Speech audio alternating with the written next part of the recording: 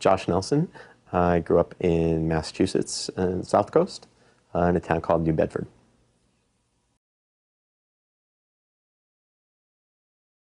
I grew up in New Bedford, Massachusetts, which is a whaling town. It used to be one of the biggest fishing ports in the United States. Incredibly disparate economic climate. A lot of old wealth there, and Victorian wealth, and old fishing wealth, and not Victorian wealth, but Victorian-style homes, and sort of a very, well-to-do culture that was juxtaposed with a very poor working-class blue-collar culture. And so my high school had 3,600 kids in it, 12 Jews. Most of the Jews lived in the suburbs. We did not. My father, for a while, owned a small department store, which he'd inherited from his mom, and then worked for the city. But we were always sort of, I would say, we were on welfare for a little while. Like, it was sort of a rough financial childhood, pretty caring household. And from there, I moved to Boston to go to school. Actually went to the University of New Hampshire for 1 year. Got a full scholarship, which was really helpful to me. And I went, and within about 3 months, I knew that was not the place for me to be. Pretty much the only thing to do was to party or go to the IHOP. And both seemed, after a little while, to sort of lose their luster. Good musicians there, actually, and I'm still in touch with some of those folks. Some of my old dear friends are from there. But then transferred to Boston University around the same time to take an illustrious gig doing dueling pianos, which, if you've ever seen, is an intense career choice. So I did that all through college. It put me through school, put myself through an undergrad and a master's degree, and now am ABD in a doctoral program. I should be writing right now, so if I don't turn it in an hour earlier, I'm going to have them call you. But it's been several years. Life has sort of gone on a little bit, and it is a goal of mine to finish this, because I am really at the end, but just need the time in life to do that. While I was in Boston, I really thought I was going to be an academic, and really was on that track and was getting ready to publish and doing really serious research, all the time composing and writing. And then this career kind of happened. Somewhat inadvertently, I was doing sort of Jewish music work all the way through, even through high school. I started playing clubs when I was 13 years old. So, I kind of cut my teeth at a young age, and played in a band with my brother for many years until I was about 25, when I left that band and sort of struck out on my own. And a couple years after that, moved to New York, and was married at the time, and moved to Williamsburg, and thought I wanted to be a hipster. And that lasted about 8 months, and then sort of came to my senses a little bit. That's not fair. I don't like how people make fun of the hipster culture, actually, I think, because it's as much a part of New York City as any other part of the culture. But it is true that there is sort of this funny, surreal thing that's going on in Williamsburg, where you have really sort of true artists, creative types, and then you have this sort of group of people that really are not artists and creative types, but who are hanging out there and would like to pretend they are. And so they sit at cafes and discuss philosophy they don't understand, and drink coffee all day and don't work. And that wasn't my scene. And so we moved to Park Slope and had children, and that's where we are now. And seems to be the place to raise little kids. I have two, 4 years old and 3 years old, Zach and Judah. Hence my bleary-eyed disposition this morning.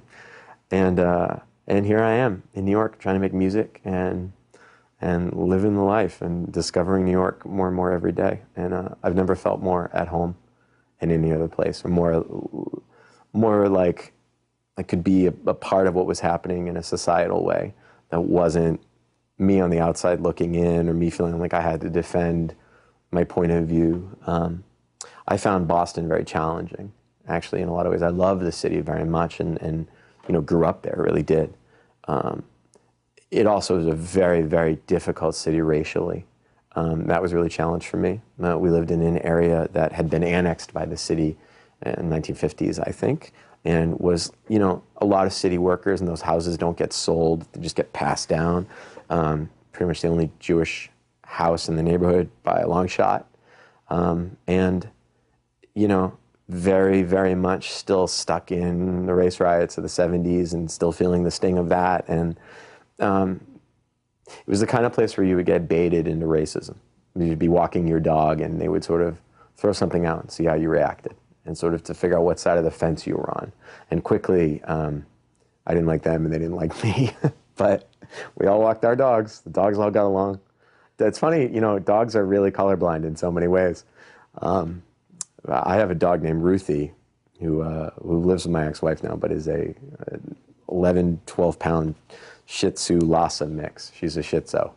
And she believes she's a human being. And she would attack any other dog. It didn't matter because she really thought she was a human being, but particularly big dogs.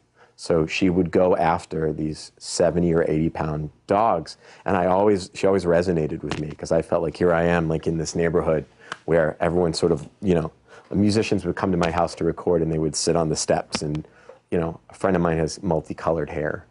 So she would come and they would all, you see the curtains open and like one little eye, they're all on the phone.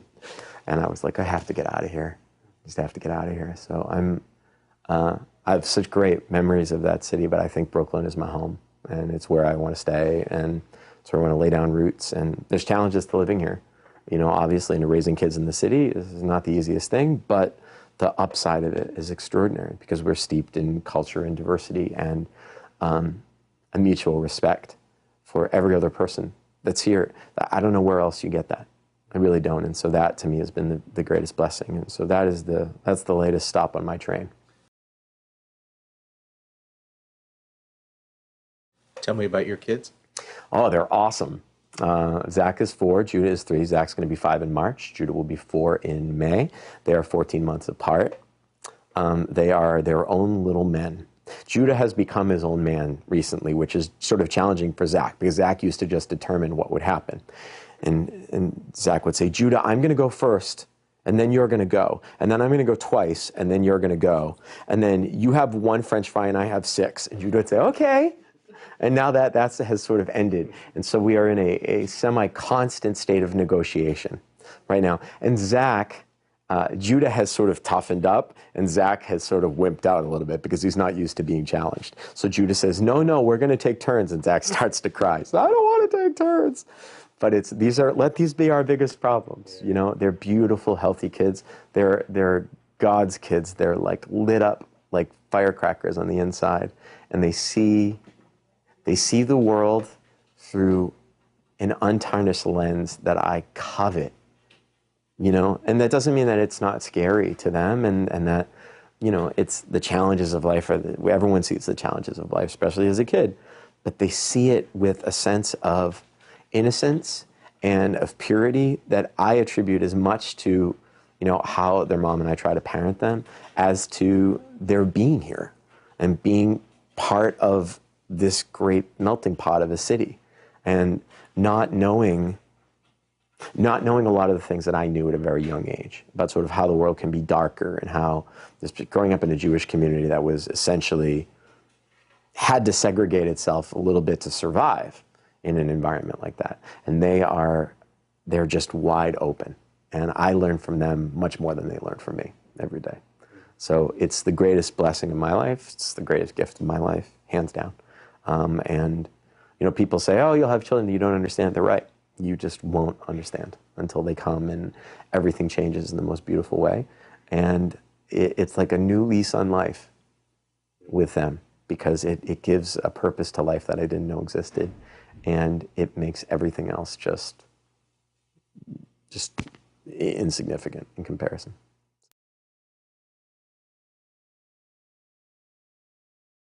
I think that we were synagogue-centric people in terms of it was the center of our community. It was the center of our community. My dad was on the board of education, and my mom taught in the Hebrew school, and my brother was the assistant principal of the Hebrew school, and we were the USY directors. And we all worked at the synagogue a lot and lived close by. We were culturally observant, not spiritually observant. We were like the family that went to Friday night family services and then had a pound of bacon on Saturday morning. The president of United Synagogue actually lived down the street from me for many years. And so it's a funny thing about I grew up in the conservative Jewish movement. It's a funny thing about that movement because, you know, in a synagogue of, say, at one point 800 families, which is a pretty good-sized conservative synagogue. There was one person that kept kosher, and that was the rabbi. But it was the mandate of the synagogue that everyone do. And so it was this sort of sense of, not false piety, that's a strong way to put it, but it was a situation where that was the Judaic outlet that was available to the people who lived in that town. So that was where they congregated and became a community. And that was a 1950s plant style, huge physical plant, big religious school wing, prototypical wood paneling, kind of the whole thing, it was that shul. And for a while it flourished. And then all of a sudden, the kids weren't coming back. And then they couldn't get a minyan. And then they couldn't keep the lights on. And then they couldn't pay the heat. And then it was like, struggling to stay open.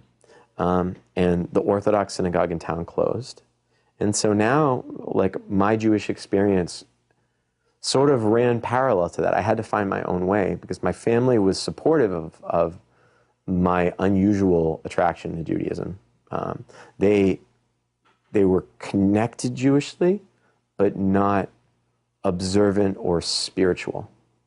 And so it was like doing major holidays was something that we did, for sure.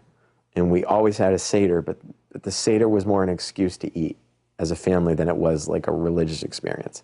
And we blew through it in 20 seconds, and it was kind of a joke. And Purim was great because everybody got dressed up, but I still really didn't know why until I was older, So it was interesting because I had to find my own way, and I still, as a result of growing up in that community, have tremendous holes in my own learning.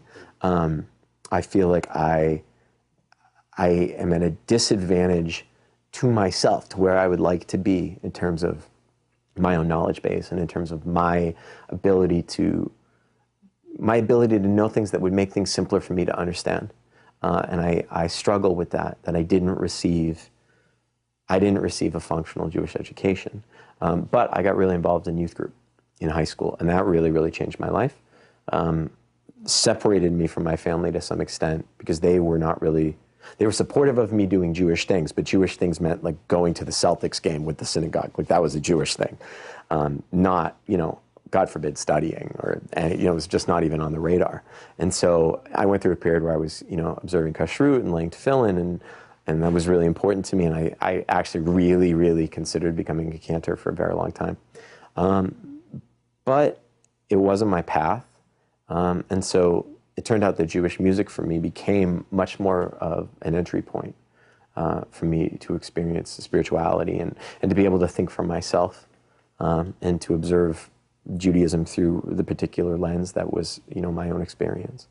So I think that they never really understood how I became such a spiritually sensitive human being. I think that they felt that it was false. And I understand now that I think that was mostly out of fear, that when you are comfortably secular, and there isn't any conversation about really doing the right thing or even basically caring about other people in the way that Jews really try to do, but much more about the being safe and participating in a community. That was much more of it than sort of really gemilut chasadim and acts of loving kindness and following mitzvot and being an observant Jew in the big picture sense, not even necessarily in a ritually observant sense. So I am constantly in this state of spinning where the basic tenets of what it is to be a spiritual person and through a Jewish lens constantly become revealed to me in different ways. And then I maybe I'm better off for it though, because I think had it happened as a kid, I wouldn't experience them with a set of fresh eyes, but with an adult perspective. And that makes things have a very different set of meanings and relevancies to life and to the way I see the world. It's such a tricky question because, maybe if you'd asked me when I was 18, I obviously probably would have had a different answer. I think I'm rediscovering faith every day. And I think that every single experience of life I don't feel like I got whacked over the head and suddenly my eyes opened and that I had some tremendous moment of revelation. That didn't happen for me. What did happen was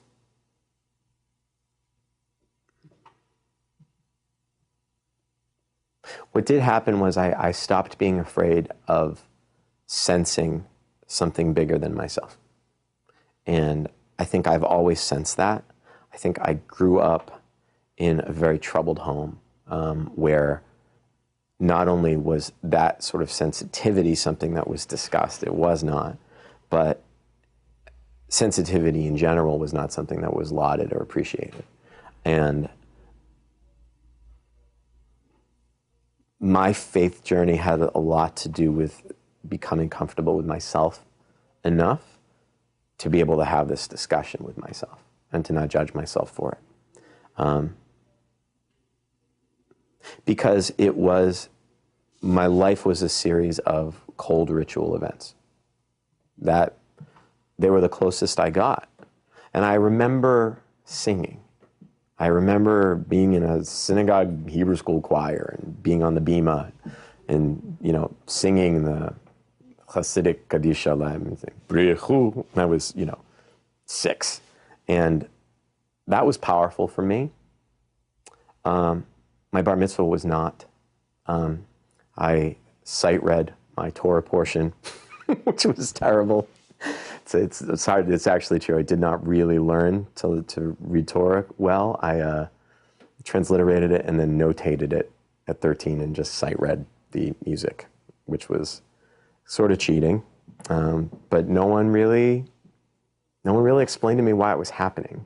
It was just what we did, and then there was a party, and there, I didn't have an explanation of how beautiful this could be. I didn't have a mentor. I didn't have somebody to shine that light on the path in front of me. And so the fact that I did end up in this place is pretty remarkable, and I'm pretty fortunate for it.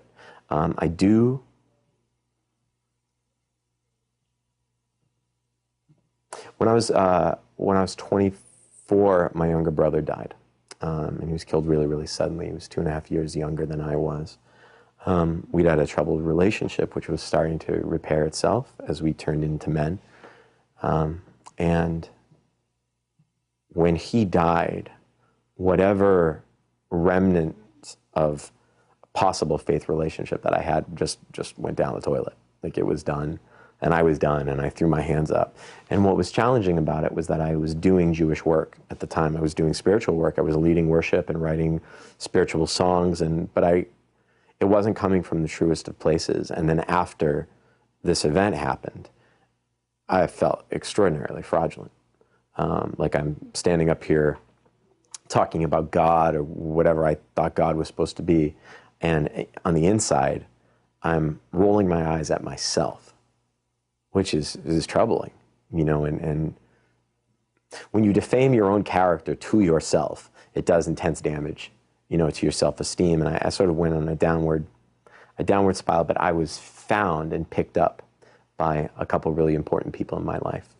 I was picked up by some people who found me and saw through me, saw through the sort of the trench coat that I was wearing emotionally and protecting myself from the world. And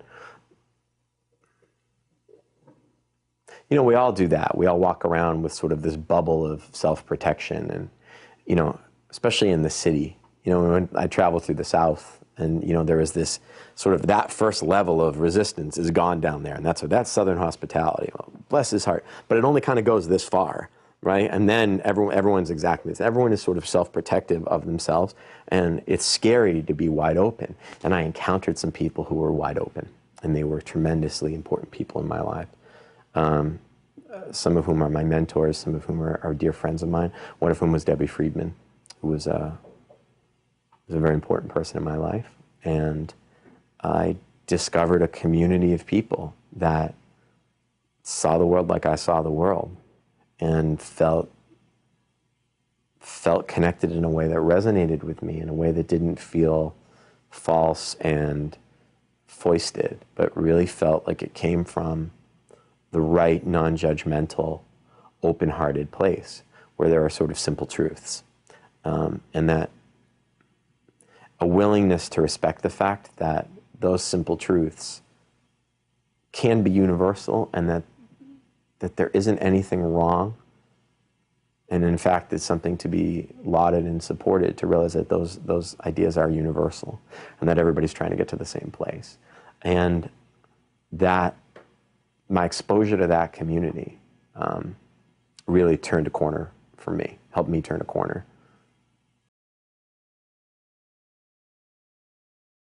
The truth is that I was the executor of my brother's estate.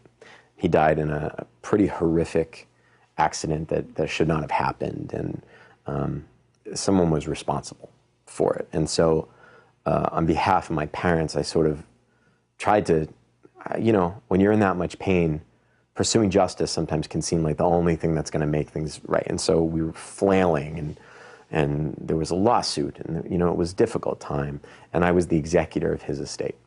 And so, the way that these cases generally come to an end is everybody sits in a room and they try to figure out the value of somebody's life. And when a kid is, in his early 20s, it's that much harder, because the human being gets reduced to a number, and that number is negotiated. So I'm sitting in this room in Boston in a high-rise, and there are these attorneys going back and forth between these rooms, trying to monetize my little brother's life. And a horrific day.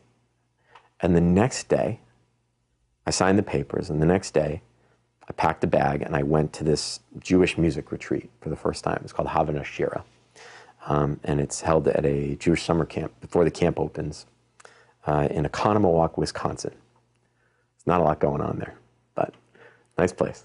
And I walked in so broken, and yet being thrust into this professional environment where I was being asked to teach and to perform and to be part of this community. And I broke open. I just broke open like I was a bag of water. Someone just pricked it. And then it just, and I was scared, because it wasn't supposed to be the environment where that was supposed to happen. That's supposed to happen in a private place, and it didn't. It happened in the arms of an incredible community of people. And in that moment, I suddenly started healing for the first time. And I felt very, very connected, even less to the community, and I felt very strongly connected to the community, but I felt even less connected to the community than I did to a very clear and tangible sense of conflicting senses of extraordinary power and tremendous humility, and incredible breadth, but also incredible insignificance, and a vast well of wisdom, and this sense of I knew absolutely nothing, all at the same time. And that experience was an internal one. It wasn't like I walked into a group of people who felt connected and then I felt connected because they did. It was, I walked in, and for the first time I felt safe enough to look at myself honestly. And when that happened, I experienced a real sense of there being more than myself, and an awareness of that. And I feel like because that happened so late in life, that I see that through a very honest lens and a very true lens, and not in a zealot kind of way, but just in a very sort of matter of fact, I am aware of this, and I believe in this, and I don't even really know what it is I'm believing in, but I'm believing in something, and that was a place to start. And that was the first time. Describe for me the situation of coming to that, you say Havana, Mm-hmm. and What happened while you were there? What?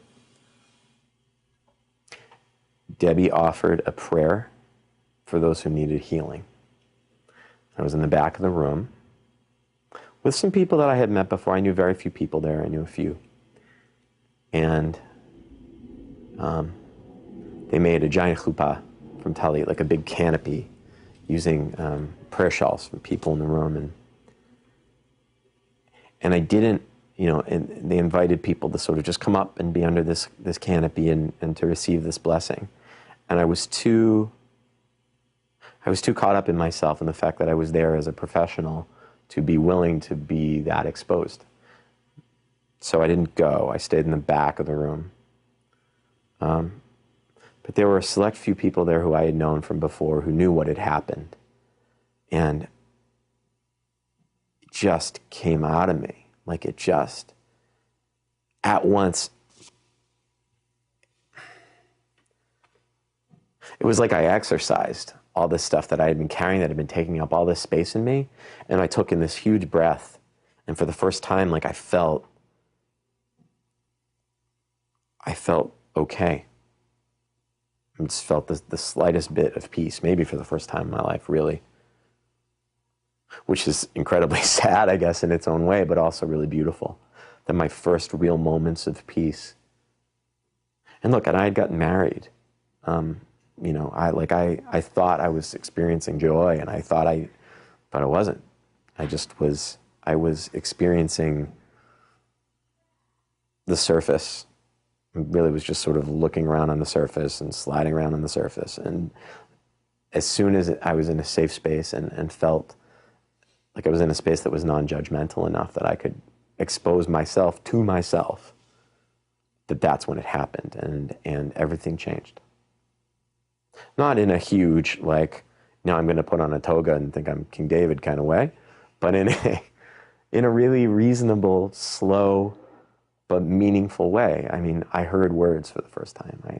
I saw liturgy for the first time. You read but then you read. You read the same thing, but then you read it at the right time and it means something completely different. You read a book when you're in high school, and you read a book when you're in college, and you read a book when you're an adult, and it's 3 different books. And things that I had sung my whole life suddenly took on different meanings, and my art changed dramatically. Everything, my creative output changed dramatically. The center of the work that I was doing changed dramatically. What I wanted to do with my life changed dramatically, very quickly. And I became much more of a whole person. I became much more in tune with other people, much less concerned with myself. I was a pretty narcissistic kid. That was the environment I was in. And that Judaism, being a Jew who was participating in ritual, was for me what made me feel good about myself, because it made me part of the club of people who are participating in ritual. It wasn't about what's really behind the scenes here. That wasn't even talked about. It was about, like, learn these 20 words, damn it. And I did, and but it meant nothing. And all of a sudden it meant everything.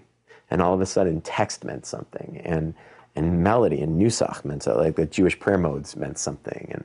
And my eyes and ears opened up to not an entirely new existence. It was an existence that was there all along, but it was just one that had been closed to me.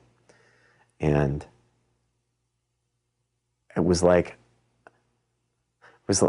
when you see through a window, through a screen, like a window screen, you still see what's out there, but it's behind this grid that refracts light, and you don't see it. I wear glasses and contacts, and I remember being very young and not, and that the way the world looks is really different. There isn't this glare, there isn't this distortion of color, there isn't this sort of separation between you and the rest of the world. And in some ways, that moment just pulled those glasses off my face, ripped that screen out of the window, and I became thrust into just an awareness of more. And I've never been the same.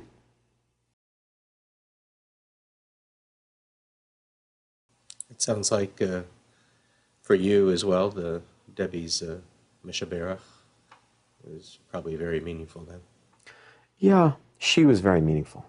I didn't know her work, really. I'd played with her on occasion, and we'd be thrust into, that was her word, we've been thrust into unprofessional situations together. It was true. And I was an awkward kid and was really socially awkward and kind of didn't know how to talk to people. And I was, I played music with her, but never really spent any time with her. And I remember at that convention, on Shabbat afternoon, sitting in a dining hall, and people are singing and telling stories. And she and I were sitting on a bench kind of off to the side, and we weren't talking, but we both had guitars. And we had this like conversation musically. She could really play. That's what's funny. She was a strummer and a folkie and all those things, but she actually really could play, and she had a good sense of the guitar, and she knew her way around, and she could play melodies, and she was a musician. I mean, she really was. And we sat next to each other and we played. We played for an hour and a half or 2 hours, and that's where my relationship with her really blossomed, was in that conversation. And because for her, I think that was her scary place. I think that's where she always felt challenged and musically, like, is she really a player? Is she really a musician? And she really was. And she was vulnerable enough with me to sort of let herself be in that musical space with me, where I felt like, in that place, like we were equals. Sort of clearly not in terms of her knowledge or her life experience or her writing, but just in the place of being musicians, like we were just two people playing, having a conversation. And that set us off on a very different path than most people, because I knew who she was, but I didn't really know who she was. I didn't know her work. I didn't know her writing. I didn't know her music. I knew a couple pieces. I knew the alphabet, And so our relationship, she was a tremendous mentor and a spiritual guide for me. And that's the thing about really great, powerful people, is that everybody has the same story about them. Everyone says, oh, we were very close. We had these experiences. And I guess I'm just one of those people that had one of those experiences. But I'm grateful to her in a way that I can't explain. And I learn from her every day. And that she made the work. She made the work paramount, and she made sure that it was never about her, and that it was about the work, and that if you approach and the work being sort of this broad term for helping people to get from one place to another, whatever their journey needs to be, whatever they need in that moment, helping them have that and experiencing that, and helping them be fulfilled, and giving of yourself to make that happen, that is the work for everybody. And we all just have different tool belts to do that. But that work is ultimately what defines us as human beings, is our ability to commit to that, and to care for others in a really deep and meaningful and non-surface kind of way. And so when she sings Mishebarach, it was a funny thing. She would always say, first me, I'll sing it for you. Then we can all sing it together. And it was like a little thing. This is anecdotal. But she meant it. She was like, I have to give you this blessing before we can share it with each other. And that, she died very young, and she lived a very challenged life. And I don't think that those things are unrelated. I think that she had a definite sense of self-fulfillment through this work, of understanding that it was important that this work happen, and perhaps to a fault where she didn't take care of herself. And so I miss her every day. And every time I pick up a guitar now or sing or write, she's always on my mind.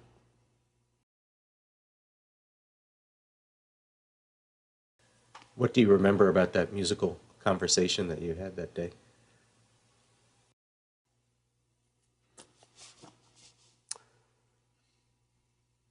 It's this time of Shabbat. Usually it's called Sudah Shlishit. It's the third meal. And it generally is in the late afternoon, and people sit around and they tell stories, and They sing, and so, you know, sometimes the way this will happen if there's a lot of musicians is someone will tell a story, then someone will sing a song. Someone will tell a story, and someone will sing a song. And while the person is telling the story, they will be revamping, essentially, and there'll be music underneath. And so what's beautiful about that is that it's a repetition either of chord changes or just kind of a modal moment where we'll be on one chord and we'll stay for a long time.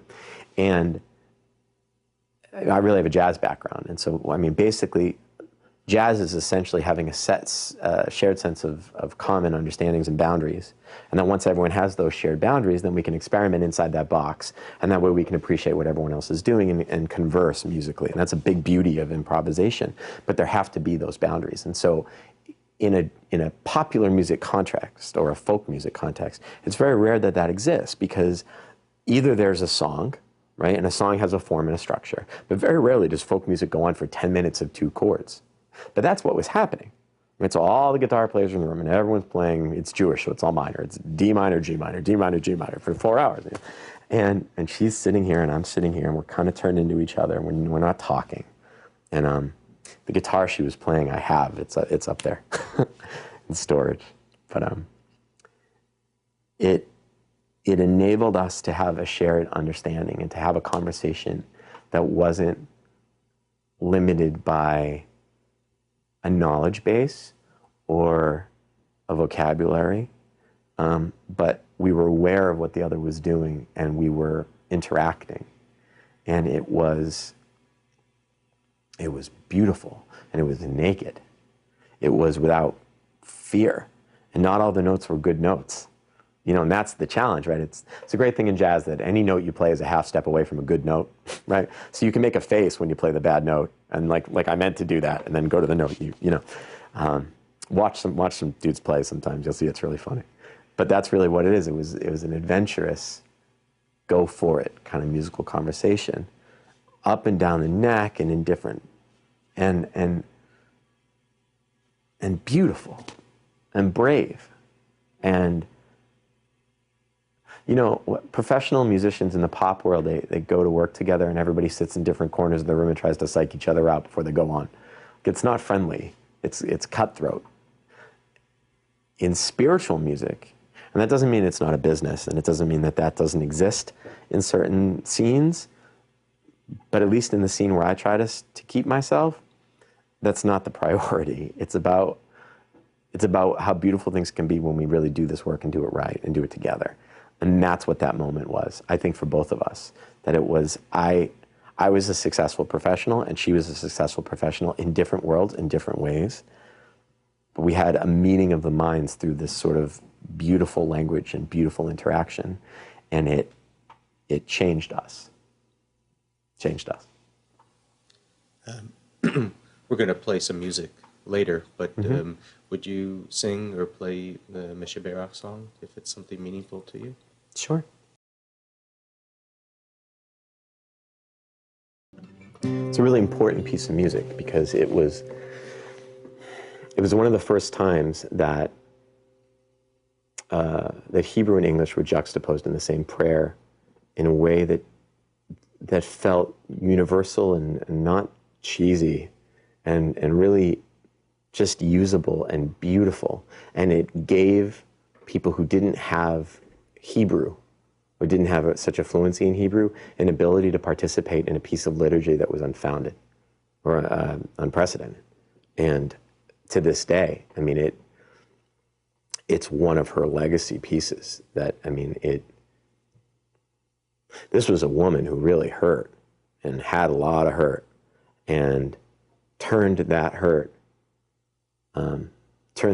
into a gift for the rest of the world. And I mean, that's what this piece is.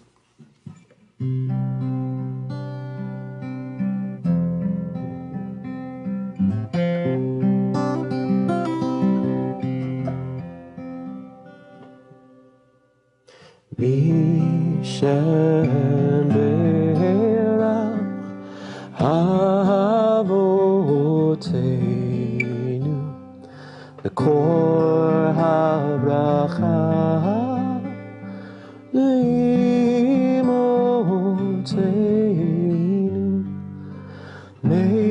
the source of strength, whom bless the ones before us. Help us find the courage to make our lives a blessing, and let us say, Amen.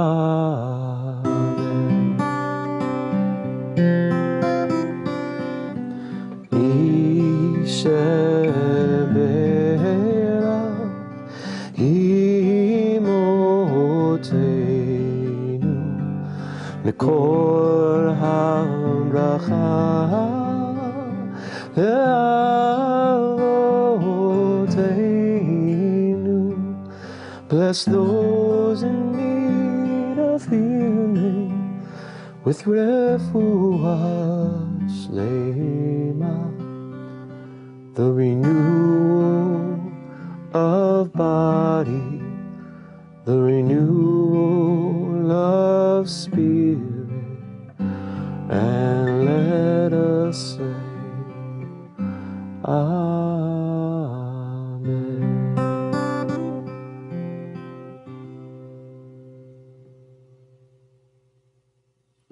Beautiful piece. So simple and so accessible and so of the message, and healing for her was what it was all about. Healing others and giving people a safe space to be vulnerable and in pain and in community in those moments. And that is really one of the things Jews do really well is pain and suffering, and as a people. But truthfully, we also do really well with sort of how we lift each other up in community, and we actually really, I think, have great things to teach the world about what happens when somebody dies. I think the way that we surround ourselves with community, and that we're commanded to surround ourselves with a community during that time, and that people are not alone, and that there are steps of recovery. That's a real lesson to us, that the way that we take care of each other, both in the way that we are willing to take care of others and to be taken care of, and that in those moments of hurt and pain, that our response to that is affirmation. We say what's called a Kaddish prayer, but sometimes it's said just by mourners. And that prayer is very simply an affirmation of the glory of what is larger, the glory of what is bigger, and that in our moments of our most intense pain, that our ability to be present in that is ultimately what defines us as connected, God-like creatures, spiritual creatures, and children of this earth.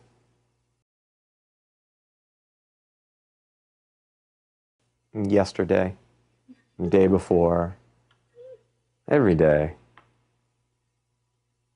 How can you be an intellectual and not? How can you be a thinker and not? I don't understand that. I am to my core. In my core, I don't doubt. That's the thing. In my core, I have experienced enough and seen enough and felt enough that I believe that there is more than us. Day to day, how that plays out varies wildly. And there are days that in my surface conversations with myself, in my mind's eye, in my mind's ear, am very disparaging toward the concept of all this stuff. And I feel self-indulgent and foolish, but what really never goes away is a belief of the miraculous nature of all of this, and that I don't really believe in a duality. I don't believe in God as a thou. I really don't. I believe in the center of the Jewish faith is Shema Yisrael Adonai Eloheinu Adonai Echad. Listen, Israel, but listen to the world. The Lord is God and the Lord is one, and we are all part of that one. And everybody is essentially made from the same stuff. And when we give of ourselves to whatever we consider this deity or spiritual, umbrella to be, that we're as much talking and praying to ourselves and to our sense of being part of this bigger whole as of anything that's external of us. So when I have doubt, it isn't about the existence of that wholeness. It's about my foolish, I don't know how to say this the right way. Who am I to possibly think that I have an answer? And who am I to possibly think that because I ascribe to this particular pathway and it works for me and it helps me feel close, that it's right? That's where my doubt happens. But I keep coming back to it. Even when I sort of throw my hands up and walk away, I keep coming back to it because it ultimately makes the most sense, and it ultimately allows me to be more of the human being that I want to be every day. And that's why I ascribe to it. But I doubt every day because terrible things happen and people die. And a friend of mine recently lost a child, and it's a very, very young child. It's not somebody I've seen in a very long time, somebody I knew when I was younger, but it's eating at me. I'm a dad now, and it's,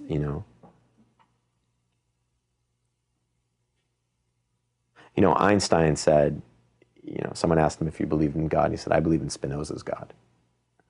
Which is an interesting thought, that there is more. It just isn't necessarily, playing chess with us. Or so, look, is that a dangerous thing to say on camera? Some days I'm filled with light, and other days I'm in the dark. But in the deepest recesses of myself, I have a lot of faith in a very simplistic way. I think that, there's this Carl Sagan video on the internet of like the universe and the planets and how small we really are. And that over this tiny little rock that we fight and kill and attack each other and have wars and it's insane. It's just insane. Because if you believe to some extent that we are part of something that is bigger than ourselves, in whether it's in a scientific molecular way or whether it's in a completely metaphysical spiritual way, from either direction, if you believe that the universe does not begin and end with you, right? How self-centered could we be to not realize that in however we've come to this point, that we are a miracle. We just are. That our ability to love and to experience love and to experience art and culture and music and theater and thought and debate, that is extraordinary. It's extraordinary. Maybe you don't see it till you have pets.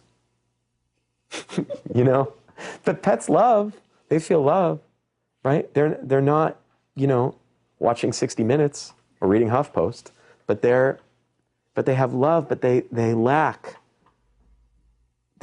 what makes us human. They lack that gift, right? And that gift is beautiful and holy. I think a lot about music in that way, that how extraordinary is it that we are able to share something that's so abstract, that's all based on time, right? Everything about music is time. Pitch is time, right? Pitch is frequency, rhythm is time, but that we are arbitrarily able to share divisions of time in such a way that we can mutually understand them and participate. You really start to think about just sort of the philosophy of that. and what that means, and that music, Heschel's my favorite quote. Heschel says that music is the voice of God. And for me, it's one of the places that I feel God most acutely. I feel like I've finally become technically proficient enough that I don't have to think as much about expressing myself through my instruments or through my voice, and that I can really just sort of try to get out of my own way and let things happen. And that's one of the places that I really experience and refuel my spirituality, gas tank, is in that music making process. Sometimes when I feel doubt, the best thing I can do is play.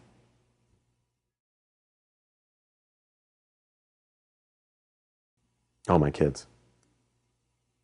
Without a doubt. Hands down. Give it all up.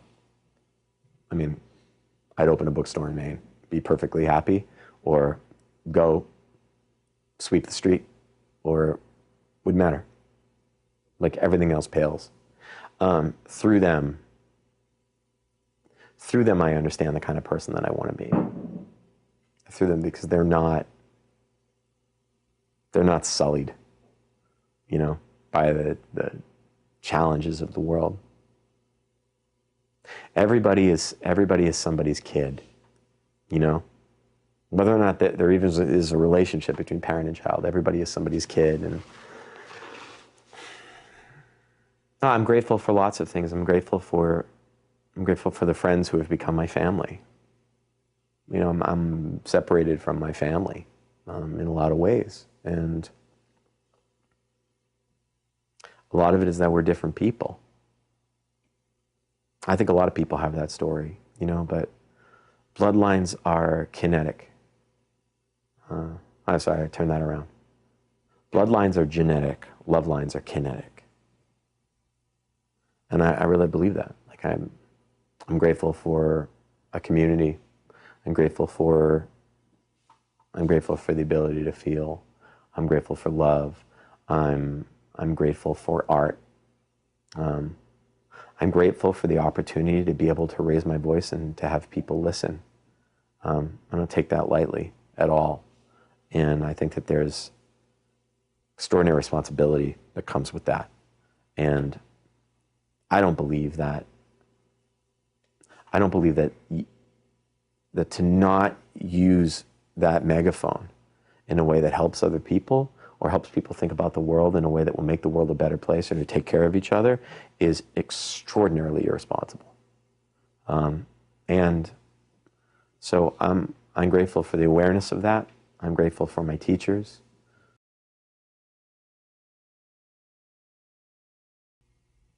Jewish people talk about Mashiach, like the Messiah, and everyone has different, conceptual ideas about what's that supposed to mean.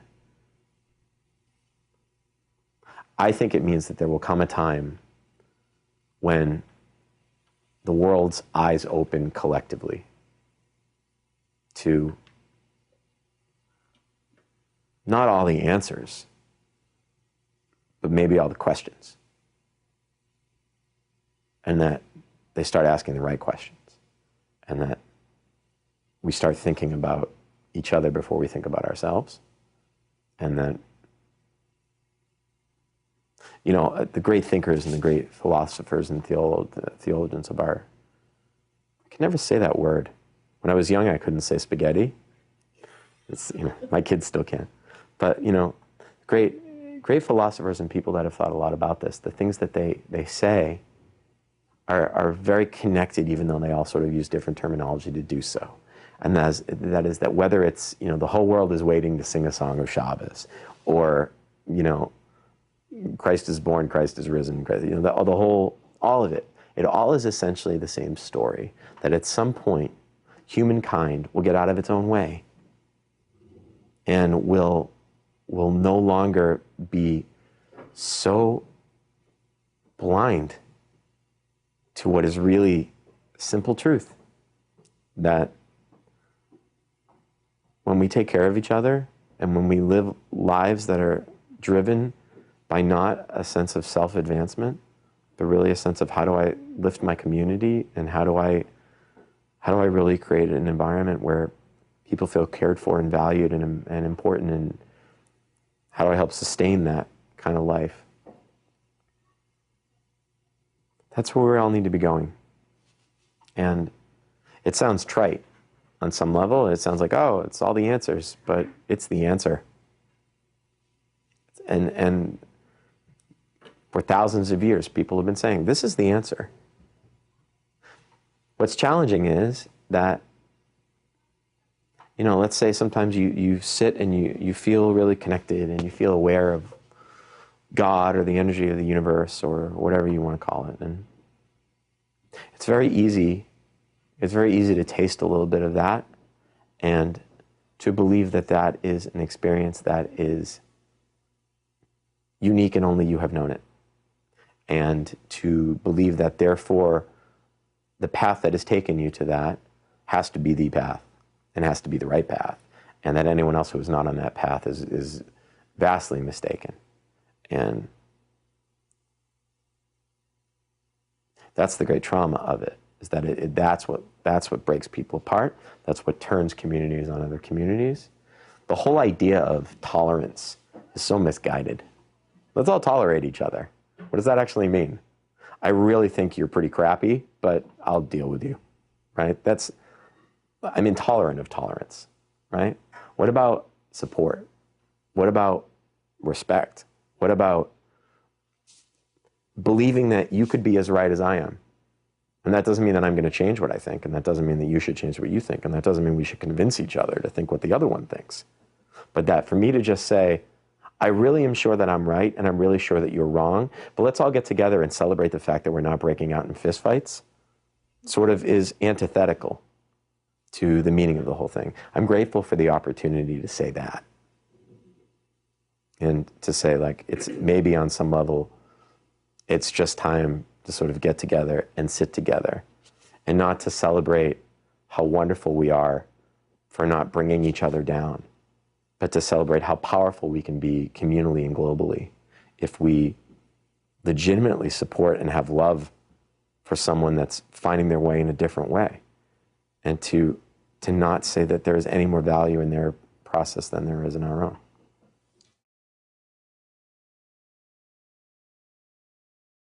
I think about me least of all. When I was young, all I thought about was me. But lately, I think about me least of all.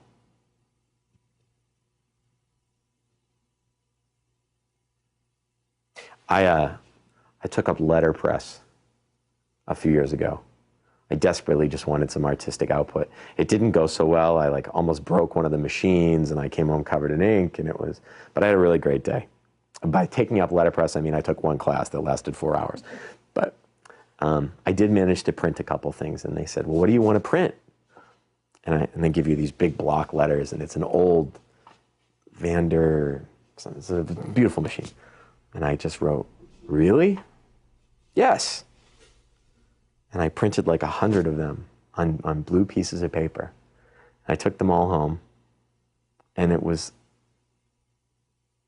such a profound moment, because that's really all there is. It's really? Yes. So maybe I would just hold that up. Josh, thanks so much. Thank you. Many blessings. You too.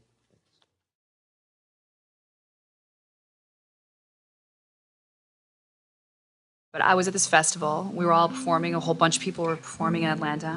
It was the first time I'd ever left my baby. And I was dying to get out of there. And my breast pump wasn't working, and don't even details that I give so freely that people are you know.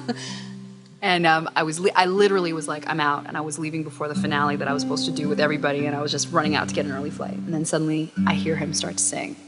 And he's singing a song, so beautiful. And I went into the house. I left the backstage safety, and I went out the house to hear him, and I cried and cried and cried and cried. I was crying. I was really crying. What's the song? Roll your eyes. Every time someone asks for a song, he's like, it's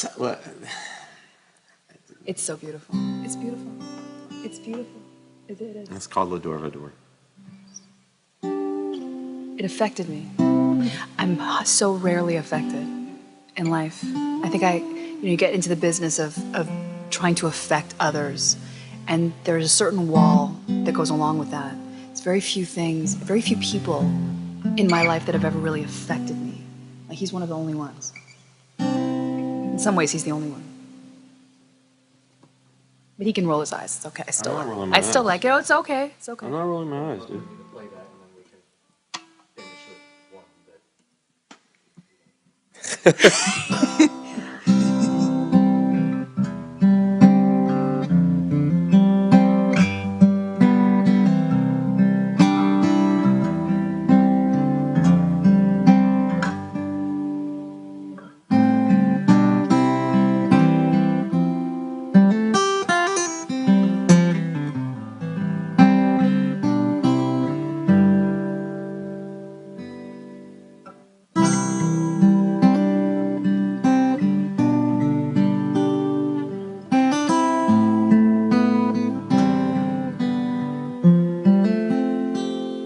I don't think I'm going to be able to get away with it this way. This is above my pay grade.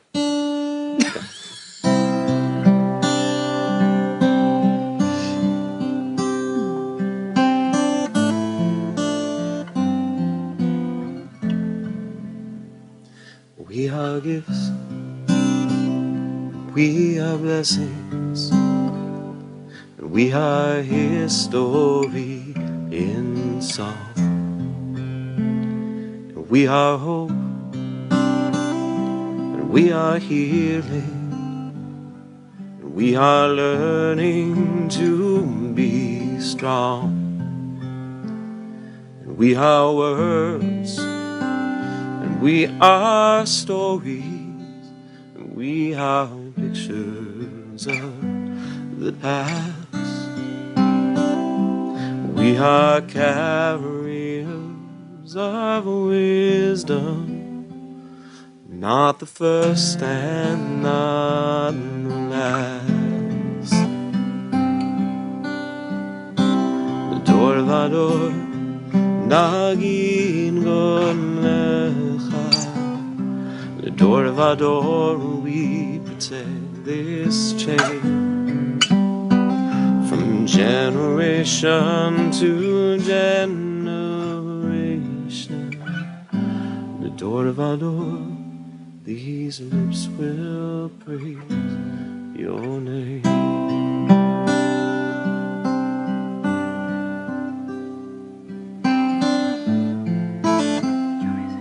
Sure. Looking back on the journey that we carry in our heart, from the shadow of the mountain to the waters that would part.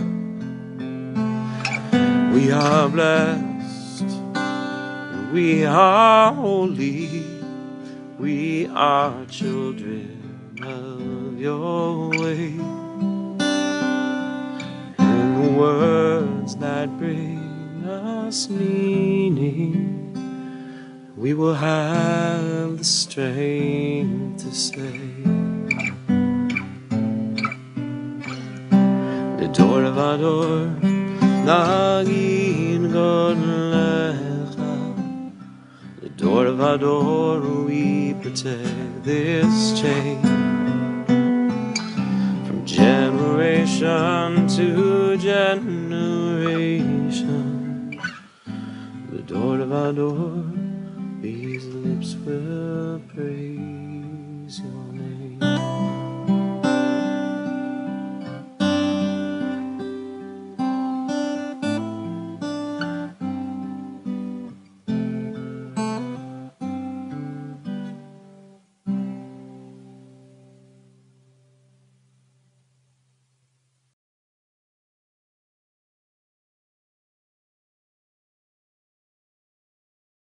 So he created this little medley of Debbie and my father. And when we sing it, people collapse.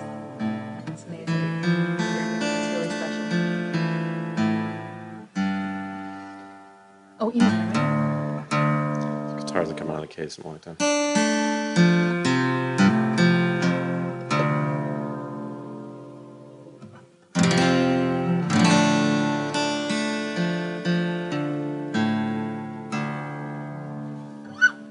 Cool.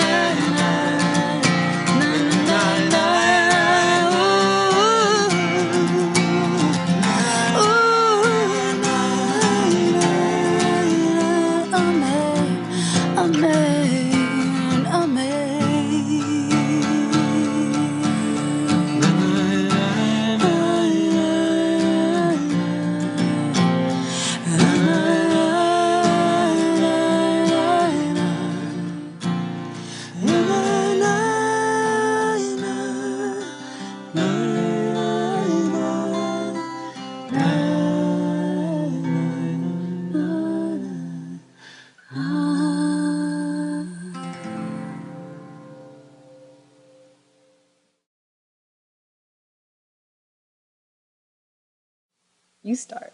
Okay. Our work together is like lemon lime soda. Your turn. No. Yes. Yes, yeah. I think that. Oh my, I think he's that punchy. the opportunity. It's like being a visual artist who only ever got to work with crayons, and then suddenly you discover someone else who really also loves color and shapes and depth, but also can paint and can work with pastels, and it's the same vision, it's the same piece of paper, but it's such a vastly different experience and a powerful experience, mutually enlightening, spiritually fulfilling. The fact that our relationship, is also part of that partnership makes it even more powerful, and the fact that we come from completely different trajectories, different paths and different journeys, and that they come together in this work, and that it enables us to reach an incredibly wide variety of people, and to share a unified message of what are the things that should bring us together and not what are the things that should rip us apart. That was nice. Thanks. That was nice. You didn't like the lemon lime soda bit, huh? I loved it. I just didn't know if I got it completely. Thank you. I got it. He's like full of analogies Anything today. you want to say about your work together? I think that it's something about being a visionary to a certain degree that we've both had, that you feel very lonely to a certain degree, and since connecting with Josh, I don't feel lonely anymore. And it's a different experience, and to share the music from that place, it's a strengthening experience. It's not a struggling for air experience like in the way it's been. I think on a personal level, I feel much more capable of greatness now. And I think that together we're very, very powerful and very strong. And I'm really inspired and excited to see what happens with this work. The world is ready, and we're ready. Amen. Amen, amen.